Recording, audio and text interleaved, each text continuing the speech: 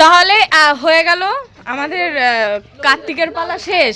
এবার এসছে লক্ষ্মী। সেম কাগজ একজনই ফেলেছে নাকি এখানে? হ্যাঁ দেখি, দাও দাও লক্ষ্মী দাও পড়ি। আমরা জানি তো। আরে যাই হোক, এই বাড়িতে লক্ষ্মী ফেলা হয়েছে। আমাদের রাজুর এখনো মেয়ে পাওয়া যাচ্ছে না, ওই জন্য বুদ্ধি করে লক্ষ্মী ফেলেছে। বাহ, বুদ্ধি আছে মালগুলো। দেখি কি লিখেছে। রাজু ভাই তোর জন্য, কই দেখি লক্ষ্মীটা কোথায়? ওই দেখ, ও লক্ষ্মী, এই দেখো টেবিলে বসে রয়েছে। বাহ বাহ, ফাটাফাটি। হ্যাঁ, ছোট্ট লক্ষ্মী এনেছে, এই সরি ছোট্ট লক্ষ্মী দিয়েছে। পুজো দিও। এটা পড়ি, চিঠিটা পড়ি।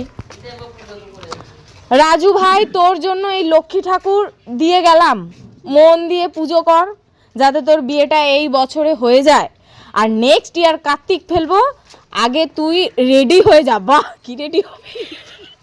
আমাদের কোনো দাবি নেই, ধন্যবাদ।